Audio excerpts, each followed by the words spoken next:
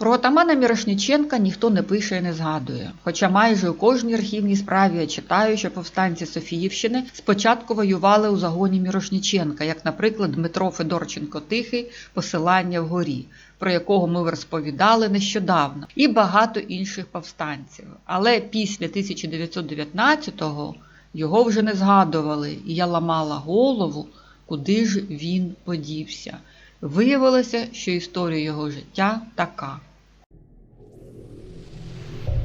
Канал Ірини Коновець-Поплавської. Юхим Мусійович Мірошніченко народився у 1878 році в селі Петрівка Алферівської волості Вартініпровського повіту. Потім це став Божедарівський район Андріївської сільради. Зараз цього села не існує. Місце це розорене і лише кілька могил залишили. Ви бачите там таку зелену крапку. Був у Юхима брат Ларивон. І тут є такий цікавий збіг, що в моїй рідній Енглігард-Василівці проживала така собі Замотайло Тетяна Мусіївна у дівоцтві Мірошніченко. І щось мені підказує, що це була рідна сестра нашого Юхима Мусійовича. Адже в метриках не знайшла я другого Мусія Мірошніченка в цих краях. А значиться вона в мене 1866 року народження приблизно. А батько їх, Мусій Ілліч, має точну дату народження – 1832 рік. Тобто все співпадає. Тетяна Мусіївна цілком може бути сестрою отамана Мірошніченка. А яка ж вона мені родичка?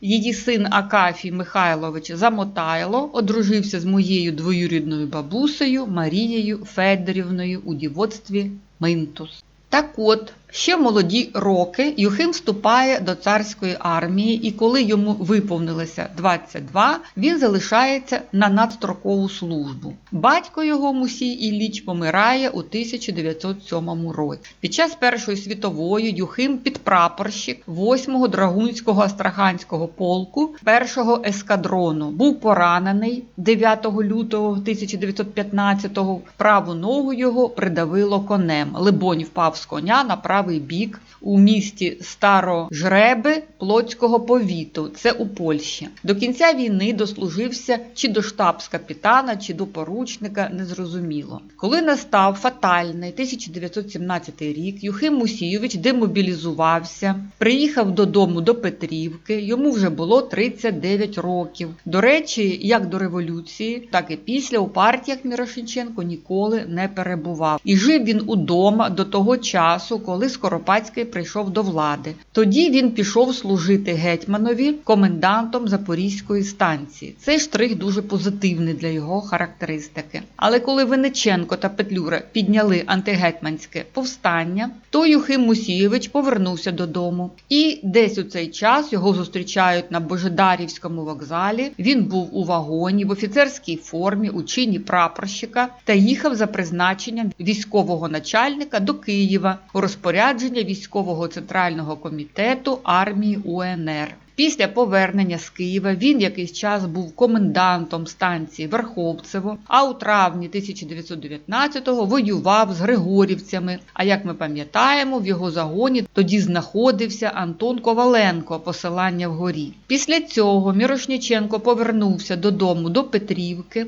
і організує в Ордо-Василівці повстанський загін. А приблизно наприкінці літа 19-го року Юхим Мусійович вже очолив Верхньодніпровський полк, що складався з 4 тисяч вояків, який воював проти Денікіна. Родіон Федорченко був у цей час помічником отамана Мірошніченка. Полком Мірошніченко командував близько 2,5 місяців, а потім його усунули і доручили організувати тепер вже кавалерійський полк. Але кавалерійський полк сформувати не вдалося. Він набрав лише 50 вояк, з якими воював до ліквідації денікінських загонів у грудні 19-го року. У 20-му році почали наступати червоні і встановлювати свої порядки. І жителі Андріївки бачили, як їхні односельці Микита Омелянович Горьовий та Ілля Савелійович Костенко, також учасники Першої світової, разом із Юхимом Мірошніченком проїжджали верхи на конях, вдягнені у петлюрівську форму. І отаман Мірошніченко підняв нагайку і сказав андріївцям з пересердя: «Ми вам дамо комуни». І почуття його можна зрозуміти, мабуть, нестерпно було отаману бачити, як задурені більшовицькою пропагандою селяни вступають у комуни. Пізніше цього ж року Мірошніченко знову заїжджав до Андріївки, до Горьового Микити, після чого загін направився до Алфьорова, зараз це Долинське. Там повстанці мали бій із червоними і вони втратили одного бійця. Коли більшовики вже майже завоювали Криворіжжя, Червона армія організувала з повстанських загонів 45-ту стрілецьку дивізію і багато повстанців там опинилися автоматично, а Мірошніченка призначили інтендантом при штабі 41-ї бригади. Там він знаходився близько 1,5 місяці, але потім 41-ша бригада ставала все більш антибільшовицькою та ворожою до Червоної армії, і тоді Юхим Мусійович все це покинув, по суті, дезертирував. Він пішов додому і зайнявся хліборобством. Був такий персонаж Макаренко Феодосій Якович, 1876 року народження. Так він казав, що часто відвідував Юхима Мусійовича у той час у Петрівці, тому що хата його була розташована на шляху до колоній. Я так розумію, йдеться про німецькі колонії, куди Макаренко часто чомусь ходив. Але червоні так просто не відпускали від себе, вони ловили дезертирів і якось прийшли до Мірошніченка додому і хотіли його забрати. Та, як сказав свідок, він побив голови червоноармійцям і втік. У березні 1920-го при обговоренні повстанцями нападу на Верхньодніпровськ серед них знаходився і Юхим Мірошніченко. Він говорив після Тишаніна і висловився проти нападу, вказував на погану дорогу та недостатнє озброєння. У відповідь на такі слова його назвали боягузом і занадто старим, а йому ж було лише 42 роки. Із інформаційного зведення Губчика про стан Катеринославської губернії за 19 липня 1920-го ми дізнаємося. По сведениям, в лазарете Комиссаровского ремесленного училища находятся петлюровцы, проживающие в селе Саксагань, Полынь, Федорченко и Мирошниченко. Имея связь с Петлюрой, вышеуказанные лица на совещании с Живодеровым в Комиссаровском лесу обещали последнему свою помощь оружием. Объединившимися бандами Живодерова, Петренко и Полыня в количестве 500 человек совершен налет на село Вольные Хутора, где в бою с нашей стороны убито 5 красноармейцев и начальник 2-го района. Бандиты, захватив 5 лошадей, ушли в Комиссаровский лес. Врешті-решт, Юхим Мусійович повертається в свою Петрівку, але незабаром почався голод і репресії, тож він виїхав з сім'єю до Херсонської губернії, село Олексіївка. Переховувався там 1,5 року, а потім був амністований у ГПУ міста Дніпропетровська. У 1923-му він повертається додому і його ставлять на облік в ГПУ. В книзі обліку осіб, які перебували на особливому обліку колишніх білих офіцерів, в органах ГПУ України зазначено: Мірошніченко Єфім Моисеевич, 1878 года рождения, в деревне Петровка Адамовского уезда, поручик, участник Белого движения, взят в плен на особом учете с 1925 на Україні.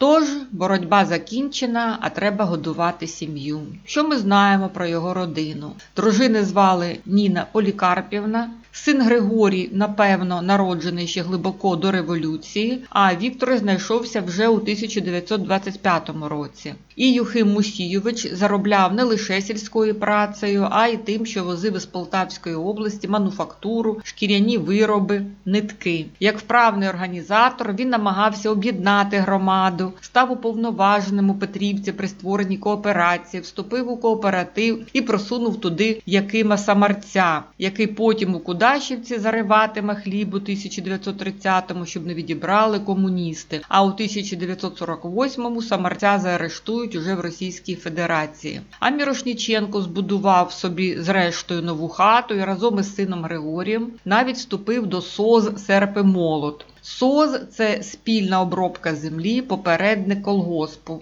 але потім звідти вийшов. І ось 14 серпня 1930-го 52-річного Юхима Мірошніченка заарештували за підрив колгоспного ладу, за опір хлібозаготівлям. Це зрозуміло, що розсудливі люди виступали проти хлібозаготівель і абсолютно правильно, тому що все це призвело до голодомору 1932-33 років. Мірошніченко доводив скрізь на зборах, що комуни – це панщина, а СОЗи та всілякі кущі – то кабала, і вмовляв односельців чинити опір.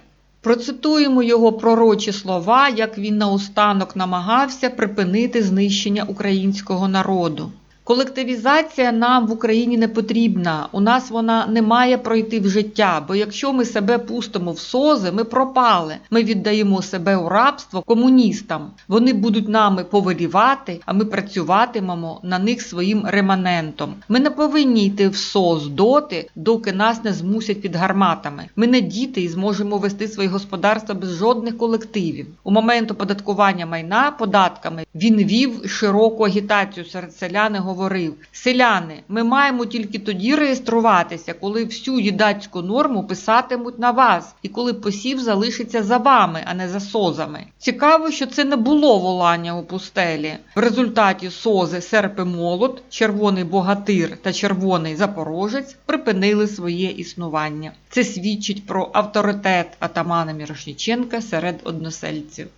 20 вересня 1930-го Юхим Мірошніченко був засуджений на 5 років у концтаборах і його направили відбувати термін у Темніковський ВТТ на станцію Потьма. Повернувся він звідти чи ні, нам невідомо. Молодший син його Віктор загинув у 1943-му, похований у села Трепівка Кіровоградської області, але в якості його родича вказана лише мати Ніна Полікарпівна. Вояки УНР Горьовий Микита Омелянович та Костенка Ілля Савельович також загинули у 1943-му.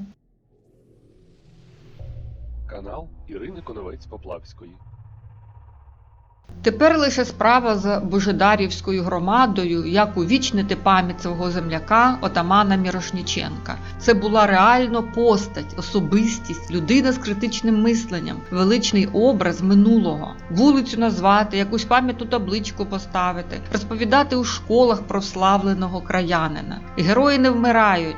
Кажемо ми в Україні. І це стосується не лише наших відважних воїнів, які очищають українську землю від східної навали сьогодні. Юхим Мірошніченко намагався впоратися з цією ордою ще 100 років тому. І не його провина, що йому це не вдалося, але він поклав життя на це, і пам'ять про нього має бути увічненою.